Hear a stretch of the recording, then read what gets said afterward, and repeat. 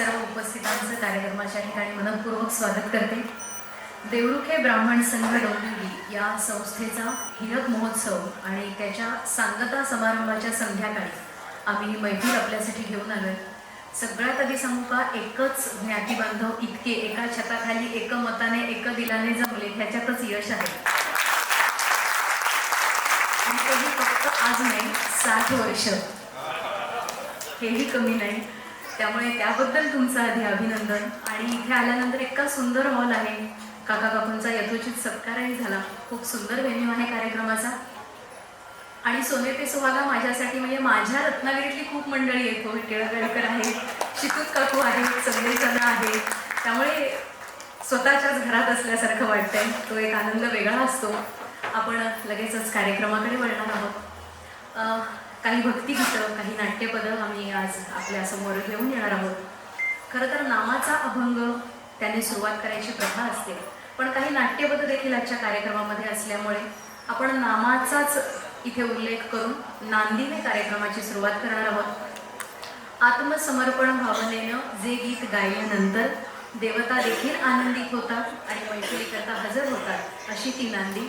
कार्यक्रमाची सुरुवात करूया नांदीने।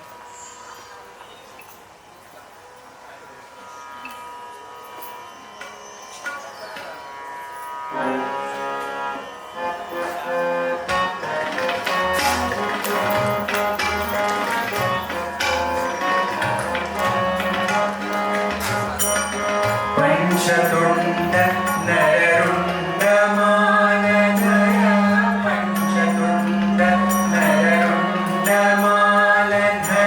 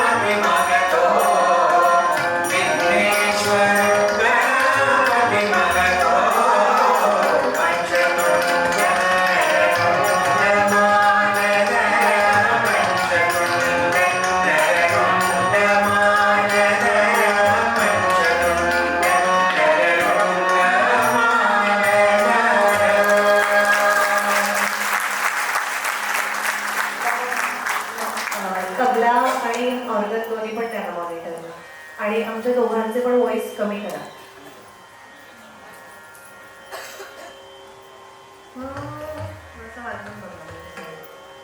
मॉनिटरला तबला द्या आणि ऑर्गन द्या.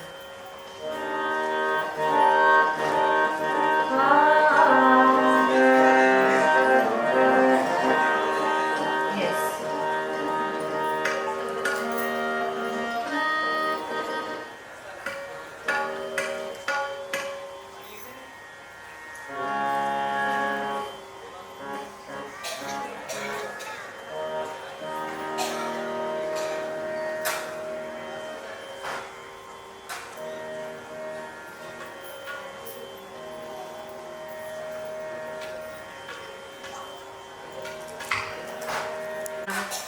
नामदेव महाराजांची यापुढची ही रचना आहे.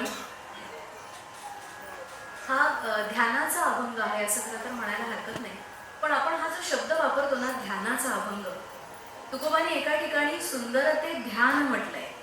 आता आमच्यासारखे जे सामान्य आहेत ते खरं तर शब्दाचा वापर कसा करतात, काय ध्यान आहे. मग असा प्रश्न पडतो की मग या विठ्ठलाला तुकोबांनी ध्यान का म्हटलं असेल.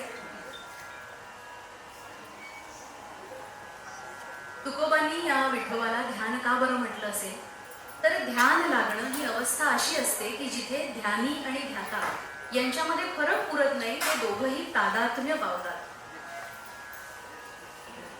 म्हणजे पंचमहाभूतांच्या परे अशी असणारी ही अवस्था आहे. मग आता सुरुवातीला मी मगाशी म्हटलं की नांदी, थोडक्यात नामाचा अभंग झाला. आता नामाच्या अभंगानंतर येतो तो नामाच्या अभंगानंतर साक्षात परमेश्वर प्रकट होतात, रूपाचा अभंग. मग आता तुकोबांनी एका ठिकाणी त्यांना ध्यान म्हटलं, दुसऱ्या अभंगामध्ये तुकोबांनी त्यांना पंढरीचे भूत मोठे म्हटले. म्हणजे विठोबायांना भूत हे देखील म्हणू शकतात, पण तो अधिकार हा फक्त तुकोबांनाच आहे, तुमच्या आमच्यासारख्या सामान्यांना नाही. पण अशा पद्धतीने वर्णन करत असताना विठोबा अण्णा दप्तरदार यांनी एका ठिकाणी एक रचना केली, त्याला कटाव म्हटलं जातं. या कटावामध्ये या विठोबाच्या रूपाचं वर्णन कसं केलंय. श्रवणी मनोहर मकर कुंडले फुल्ल गल्ल कर्णांत दीर्घ सुप्रसन्न लोचन इंदू बदन तिलक पुष्प नासिका कुंद रदन, रदन म्हणजे गाल, वर्ण मुकुट शिरपेच तुरावरी कलरी विराजित कुटिलाल कनिटिलासी कस्तुरी तिलक केशरी गंध, तिलक केशरी गंध हरी हा आनंदाचा कंद, आनंदाचा कंद, आनंदाचा कंद उभा पुढे भक्त सखा गोविंद. कोटी कोटी कंदर्प रूप लावण्य दर्पहर अनंत जन्म मनोमल पटली निर्मूलन कर भक्ती गम्यता पत्रय भंजन आसे चनक ध्यानी पाहता वाटे जणू नयनात भरावे हुंगावे दृढ आलिंगावे की चुंबावे. सतत जयाचा पंत विठ्ठला सहज लागला छंद हरी हा आनंदाचा कंद, आनंदाचा कंद उभा पुढे भक्त सखा गोविंद. आणि याला भेटल्यानंतर अवस्था कशी होती, तर काय करावं तेच कळत नाहीये, डोळ्यात पाणी आहे. त्याला उराउरी त्याची भेट घ्यायची आणि हे रूप सोप्या पद्धतीने, सोज्वळ पद्धतीने, आकर्षक पद्धतीने तुकोबारायाच कसं मांडतात. विठोबा कसा आहे, राजस सुकुमार मदनाचा होता. ऐकू.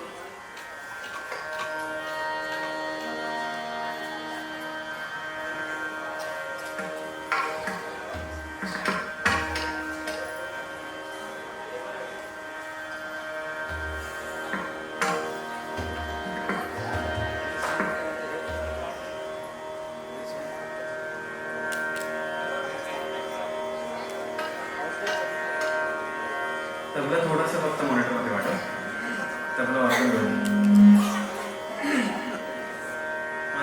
माझं किंचित कमी केलं तरी चालेल मॉनिटर.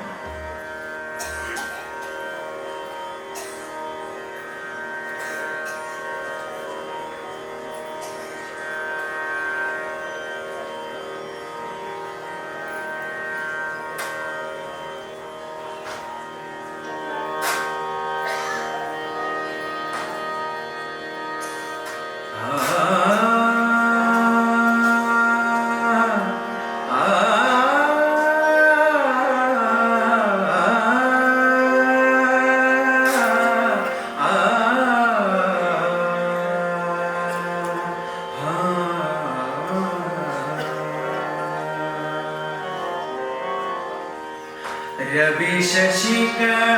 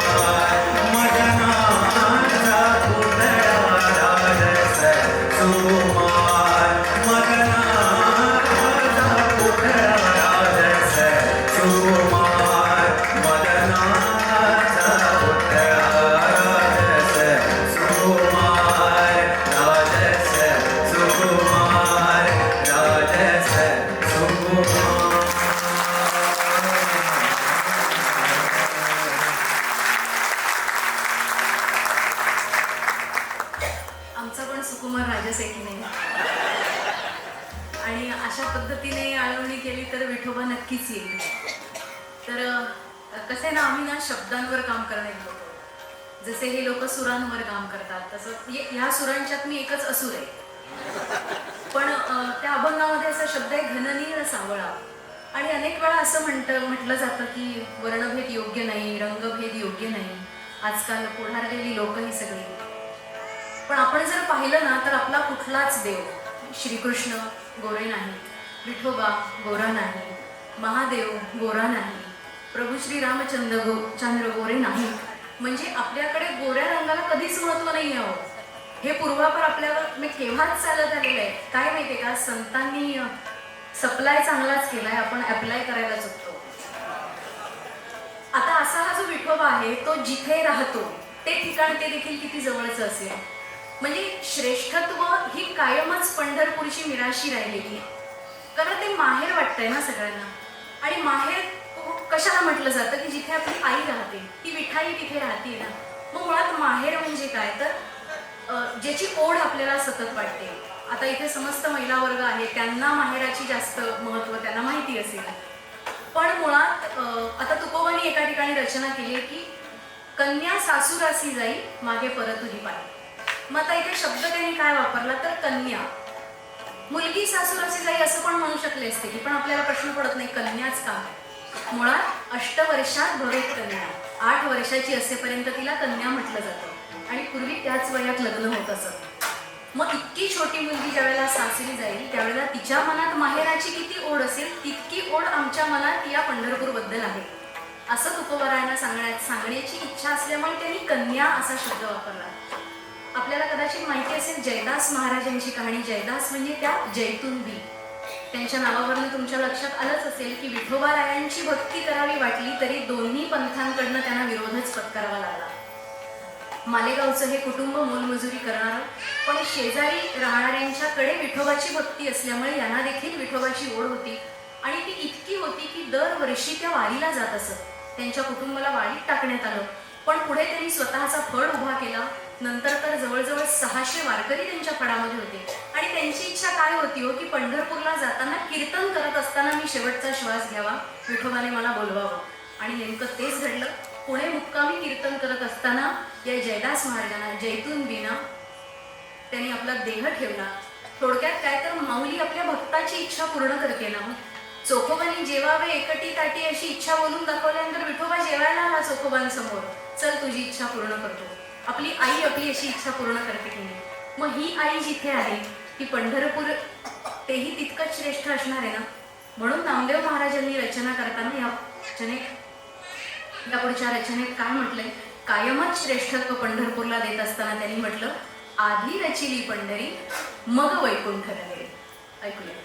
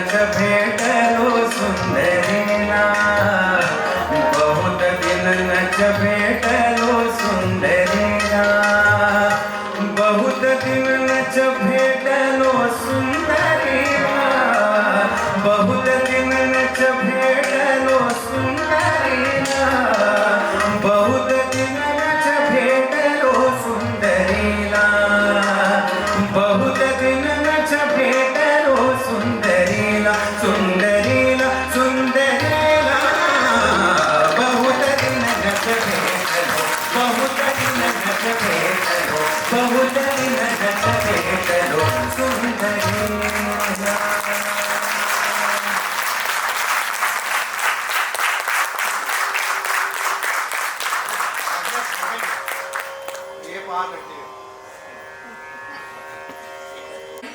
उपस्थित त्यावेळच्याही आणि आत्ताच्याही रसिकांना पत्नीकडे आपापल्या बघितल्याशिवाय नक्की राहत नसणार. आपली फरमाईश गायकापर्यंत पोहोचवले आम्ही. प्रयत्न करू जरूर सादरीकरणाचा.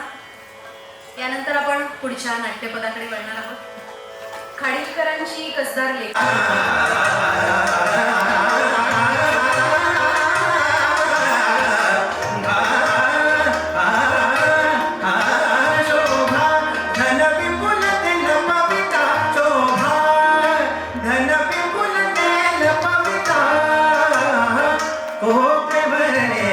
शोधित वेगे दश दिशा शोधित वेगे दश दिशा शोधित वेगे दश दिशा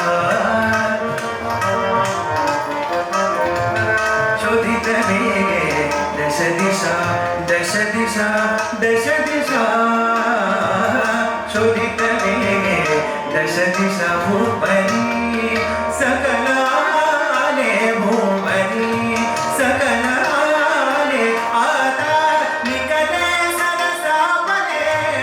दिसतही अक्षरी चंद्रिका हे जणू चंद्रिका हे जणू हे बिया हे गमनाने चंद्रिका हे जणू चंद्रिका हे जणू हे बिया हे गमनाने चंद्रिका हे जणू चंद्रिका हे जणू चंद्रिका चंद्रिका चंद्रिका हे जणू हे बिया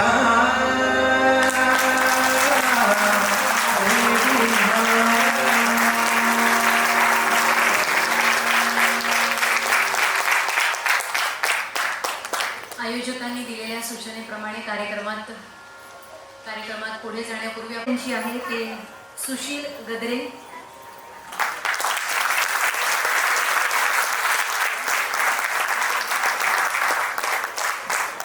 त्याचे गुरु पंडित विद्याधर ओक यांच्याकडे गेली 20 वर्ष त्याचं शिक्षण सुरू आहे. संगीत एकच कला, संशय कल्लोळ, कट्यार काळजात घुसली, सौभद्र, स्वयंवर, शारदा, गीतागाती ज्ञानेश्वर, ताजमहाल, जय जय गौरीशंकर, मंदारमाला इत्यादी नाटकांना त्याने ऑर्गन साथ केलेली आहे. अनेक मोठमोठ्या गायकांना तो साथ संगत करतो. त्याचप्रमाणे आजपर्यंत सुशील 3000 कीर्तनांना त्याने साथ केलं आहे. 2017 खडके गणपती मंदिर गिरगाव इथे त्याचा संगतकार पुरस्कार त्याला प्राप्त झाला आणि राज्यनाट्य स्पर्धेमध्ये संगीत स्वयंवर नाटकातल्या ऑर्गन साथीकरता महाराष्ट्र राज्याचा उत्कृष्ट ऑर्गन वादक हा पुरस्कार विशेष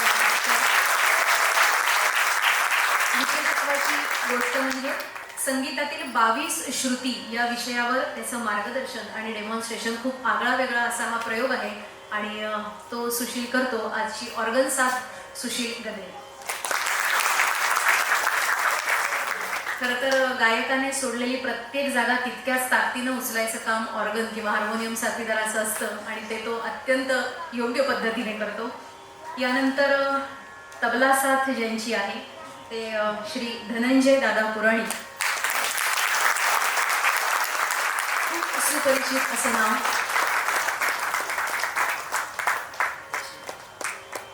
देवरुखे ब्राह्मण धनंजय पुराणी.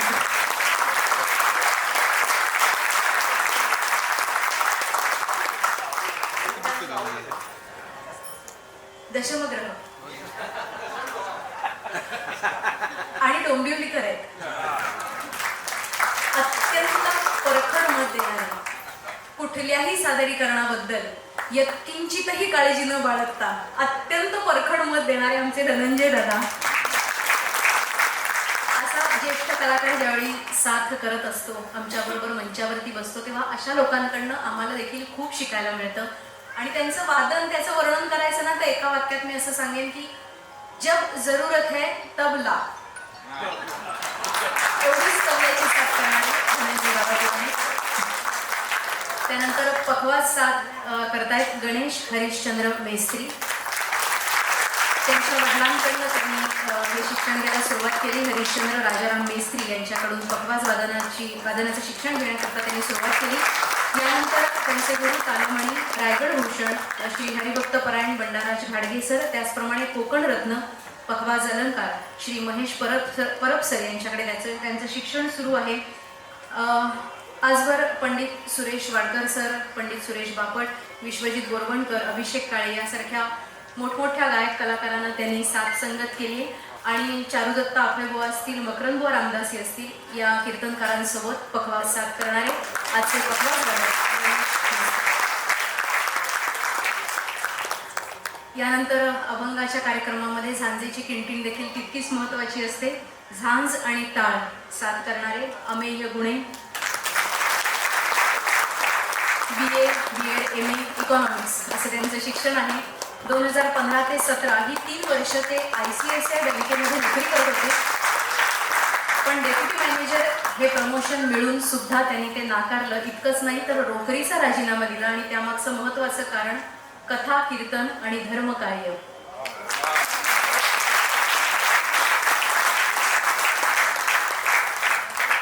अनेक सुप्रसिद्ध कीर्तनकारांना त्यांची साथ असते.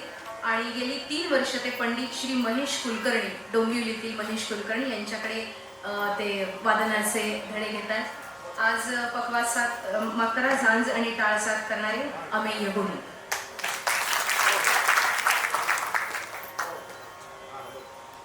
सगळ्यांचीच माहिती एवढी मोठी आहे की मला ती शोधून आपल्यासमोर मांडायची आहे. आजच्या गायिका सौ संपदा माने कदम, MA म्युझिक, संगीत विशारद आणि ते देखील भारतात द्वितीय क्रमांक.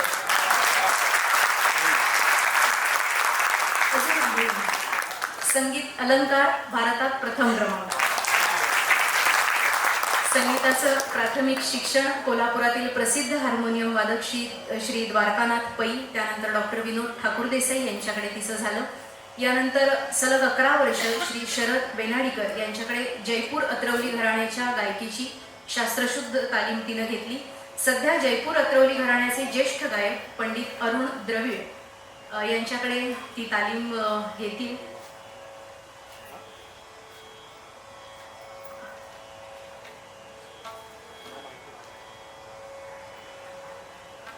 त्याचप्रमाणे सुरेश बापट सर यांच्याकडे देखील तिची संगीताची तालीम सुरू आहे. संगीत साहित्य संघ गिरगाव यांच्या संगीत संन्यस्त खड्ग या नाटकामध्ये सुलोचना ही प्रमुख भूमिका तिने बजावली.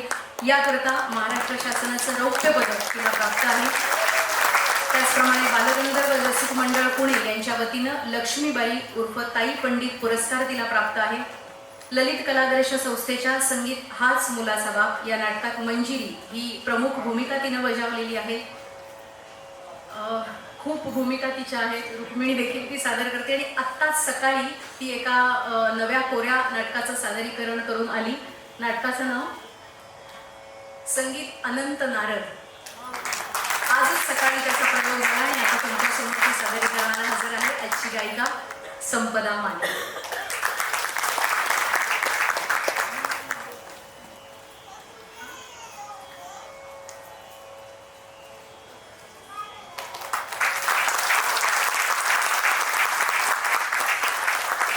आजचे गायक कलाकार ओमकार प्रभू घाटे. शास्त्रीय संगीताच्या शिक्षणाची सुरुवात वयाच्या 8व्या वर्षी कैलासवासी पंडित SK अभ्यंकर यांच्याकडे झाली. त्यानंतर 10 वर्ष ग्वाल्हेर घराण्याचे प्रसिद्ध गायक पंडित मधुकरबुवा जोशी यांच्याकडे त्यांनी शिक्षण घेतलं. सध्या ठाण्यातील प्रसिद्ध शास्त्रीय गायक पंडित सुरेश बापट यांच्याकडे त्याचं शिक्षण सुरू आहे. त्याचप्रमाणे शास्त्रीय संगीतात त्याने MA केलं आहे.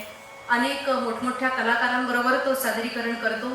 त्याचप्रमाणे गायक नट म्हणून संगीत हाच मुलाचा बाप, संगीत स्वयंवर, संगीत अवघा रंग एक झाला एकची झाला, त्याचप्रमाणे गोष्ट संयुक्त मानापमांची या नाटकांमधनं प्रमुख भूमिका सादर करणारा ओंकार प्रभू.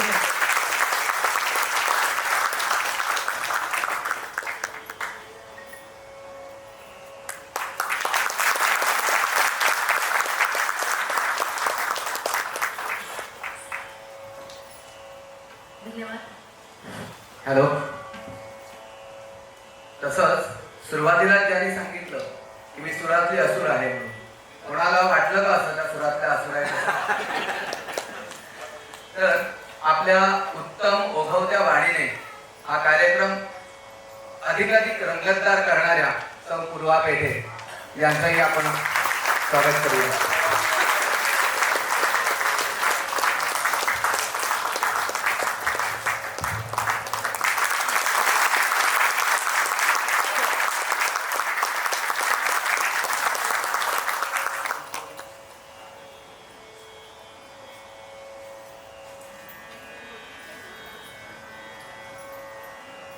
डोंबिवलीला येण्याचा तिसरा प्रसंग आहे, तिसरी संधी आहे असं म्हणेल. आणि नेहमीच प्रचंड टाळ्यांनी आमचं प्रोत्साहन आपण वाढवता. डोंबिवलीकरांचं संगीतावरचं प्रेम आम्हाला नेहमीच मिळतं, ते आजही मिळालं आहे. मग अशी सुशीलची ओळख करून देताना एक मुद्दा माझ्याकडनं राहिला. तो उत्तम ऑर्गन साथ करतोच, पण त्याबरोबर तो उत्कृष्ट संयोजक आहे. त्याचं कारण, मी रत्नागिरीतून आज आले सकाळी. मला रेल्वे स्टेशनवर आणायला येच असं सांगितलं होतं, कारण मी भूताला भीत नाही इतकी मुंबईला भीते. मला फार भीती वाटते. पण प्रत्येक कलाकाराला कसं जपावं हे त्याच्याकडून शिकावं. त्यामुळे उत्कृष्ट संयोजक सुशील बेदरे.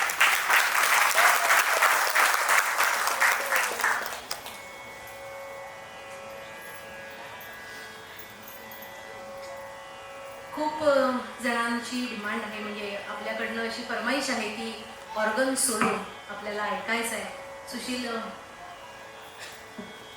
रसिकांसाठी काय सादर करणार आहेस?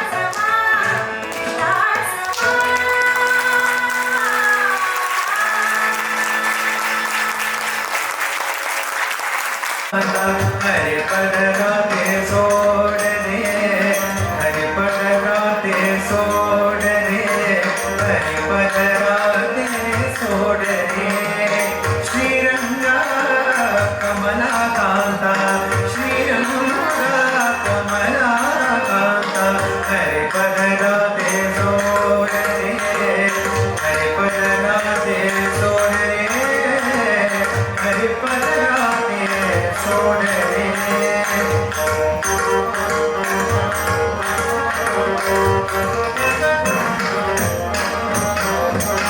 ब्रजवासी नारी आम्ही ब्रजवासी नारी आम्ही ब्रजवासी नारी आम्ही ब्रजवासी नारी आम्ही ब्रजवासी नारी आम्ही ब्रजवासी नारी आम्ही ब्रजवासी नारी आम्ही ब्रजवासी नारी आम्ही ब्रजवासी नारी आम्ही हो ब्रजवासी नारी आम्ही हो ब्रजवासी नारी आम्ही हो ब्रजवासी नारी आम्ही हो ब्रजवासी नारी आम्ही हो ब्रजवासी नारी आम्ही हो ब्रजवासी आम्ही ब्रजवासी आम्ही ब्रजवासी नारी आम्ही ब्रजवासी नारी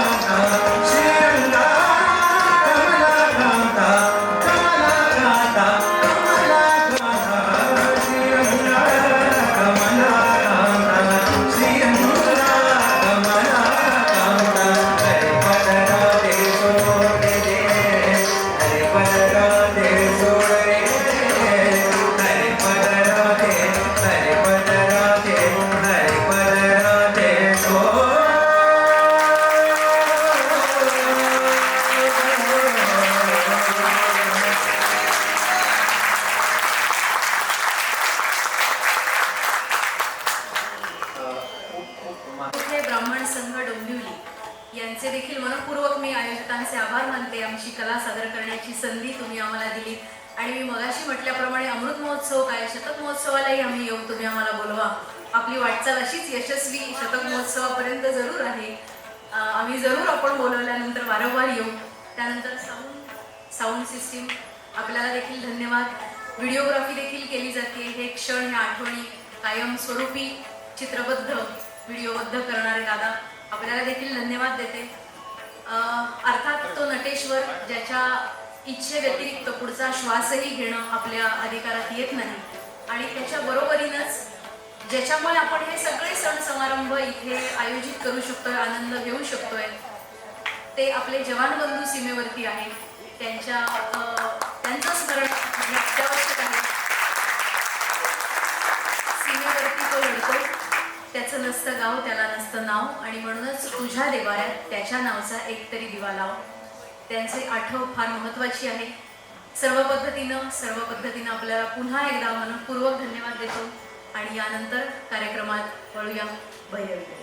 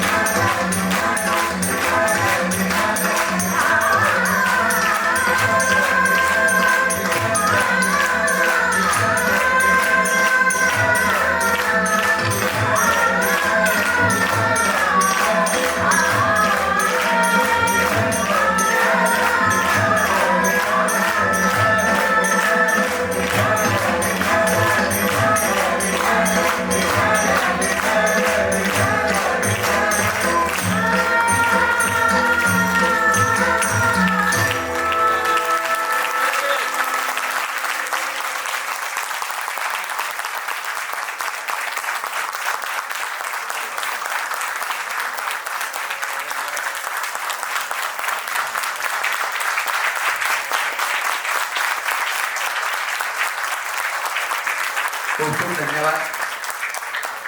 ओंकार प्रभुगारे, संपदा माने आणि त्यांच्या सर्व सहकलाकार यांचं देवरुखे ब्राह्मण संघातर्फे आम्ही खूप खूप आभार मानतो.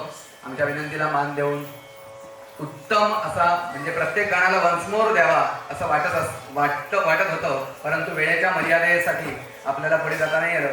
त्यामुळे खूप खूप धन्यवाद उत्तम कार्यक्रम आम्हाला दिल्याबद्दल.